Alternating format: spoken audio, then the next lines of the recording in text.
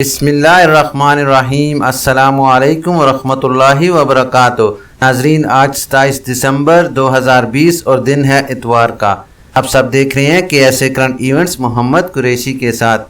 ناظرین، چلتے ہیں آج کی مین ہیڈ لائنز کی طرف۔ ہیڈ لائنز کے بعد خبریں تفصیل کے ساتھ۔ سعودی عرب کے لیے پروازیں دوبارہ کب تک بحال ہوں گی؟ ناظرین، اب چلتے ہیں خبروں کی تفصیل کی طرف۔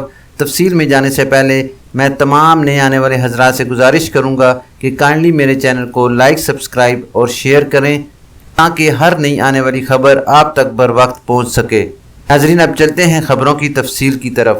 سعودی عرب کے لیے پروازیں دوبارہ کب تک بحال ہوں گی؟ ناظرین و سامعین، جیسے کہ آپ کو معلوم ہے کہ دنیا بھر میں کورونا کی دوسری لہر کی وجہ سے سعودی عرب سمیت بیشتر ممالک نے بین الاقوامی سفر پر پابندی عائد کر دی ہے، جس کی بنیادی وجہ لوگوں کی جانوں کو محفوظ بنانا ہے۔ اس ضمن میں سعودی وزارت صحت کا کہنا ہے کہ بین الاقوامی سفر پر پابندی کا مقصد نئے تبدیل شدہ کرونا وائرس کے بارے میں حتمی معلومات کا حصول ہے۔ ماہرین اس بارے میں معلومات حاصل کر رہے ہیں۔ جیسے ہی جامع معلومات حاصل ہوں گی، پابندی کے بارے میں فیصلہ کیا جائے گا۔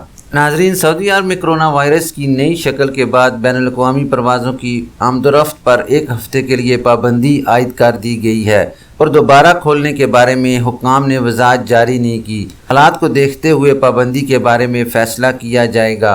ابتدائی اطلاعات کے مطابق پابندی ایک ہفتے کے لیے لگائی گئی تھی، جس میں ایک ہفتے کی مزید توسیع کا بھی عندیہ دیا گیا تھا۔ اس بارے میں کوئی بات کرنا قبل از وقت ہوگا۔ پروازوں کی بحالی اور سفر پر عائد پابندی کے بارے میں حتمی بات سرکاری اعلان کے بعد ہی کی جا سکتی ہے۔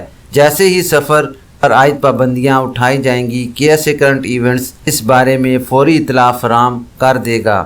ناظرین، یہ تھی ابھی تک کے لیے خاص خبریں۔ ملتے ہیں نیکسٹ بلیٹن میں کچھ نئی اور اہم خبروں کے ساتھ۔ خبرنامہ ختم کرنے سے پہلے میں تمام نئے آنے والے حضرات سے گزارش کروں گا کہ اپنی نمازوں کا خاص خیال رکھیں اور کوشش کریں کہ ہر نماز اس کے اپنے وقت پر ادا کی جائے۔ جتنا ممکن ہو سکے اپنے گھروں کے ارد گرد پودے، پھول، درخت اور سبزیاں اگائیے تاکہ ماحولیاتی آلودگی میں کمی لائی جا سکے۔ اپنا خیال رکھیے اور دوسروں کا بھی۔